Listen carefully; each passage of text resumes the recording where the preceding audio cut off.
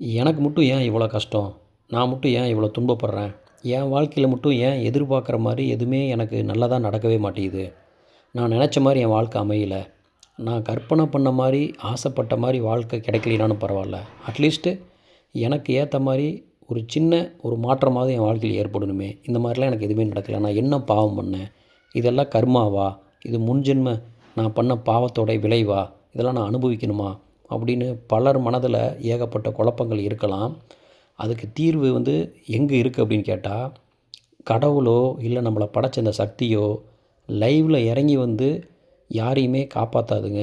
அது ஆல்ரெடி உங்களுக்குள்ளே லைவாக தான் இருக்குது. அதை நம்ம தூங்க விட்டுட்டு நம்ம தான் துன்பத்தை தேடி போய்க்கிறோம். உங்களுக்குள்ள இறை சக்தியை நீங்கள் விழிப்படைய செஞ்சால் நீங்கள் அந்த விழிப்புணர்வு தன்மைக்கு வந்துடுவீங்க. ஆனால் அது பெரும்பாலும் சராசரி மனிதர்களால் அதை பண்ண முடியாது. அதனால் நம்ம என்ன புரிஞ்சுக்கணும் அப்படின்னா, உங்களுடைய வாழ்க்கையை இருளாகவும் பிரகாசமாகவும் மாற்றுறது முடிவுன்னு சொல்லி உங்கள் கையில் தான் இருக்குது.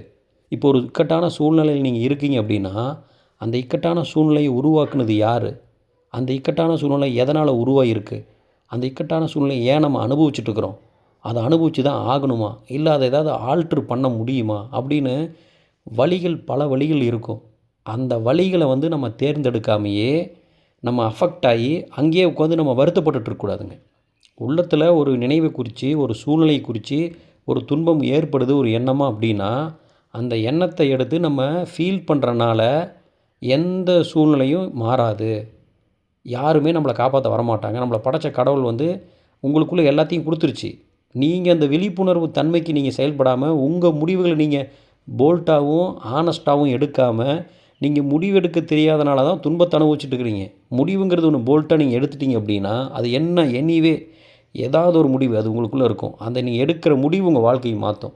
அந்த முடிவு எடுக்கிறதுக்கு எது உங்களை பயமாக வச்சுருக்கு அப்படின்னா, இந்த சமுதாயத்தையும் மற்றவங்க என்ன நினச்சிருவாங்க, அவங்க ஏதாவது பேசிடுவாங்களோ அப்படின்னு சொல்லி நீங்கள் அடுத்தவங்கள பார்த்து அடுத்தவங்க மனசை காயப்படுத்தக்கூடாது. அடுத்தவங்க இப்படி இருந்தால் இந்த சூழ்நிலை மாறிடும்னு சொல்லிட்டு ஏதாவது ஒரு கற்பனையை வச்சு நீங்களே உங்களை ஏமாற்றிட்டு இருப்பீங்க.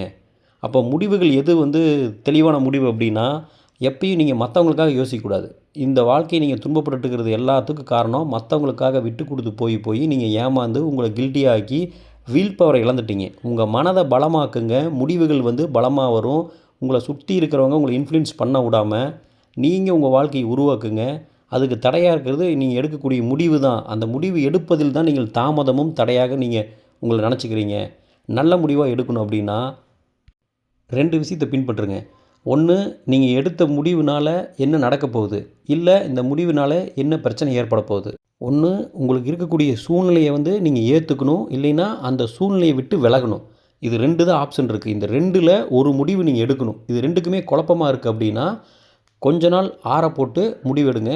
இல்லை உங்களுக்கு போல்ட்டான முடிவு வருது அப்படின்னா துணிஞ்சு, ஒரு பழமொழி சொல்லுவாங்க, துணிஞ்சவனுக்கு தூக்கு மேடையும் பஞ்சு மெத்தை மாதிரின்னு சொல்லுவாங்க. அதனால் நீங்கள் துணிஞ்சிங்கன்னா தான் உங்களுக்கான உலகமும் உங்களுக்கான வாழ்க்கையும் உருவாகும்.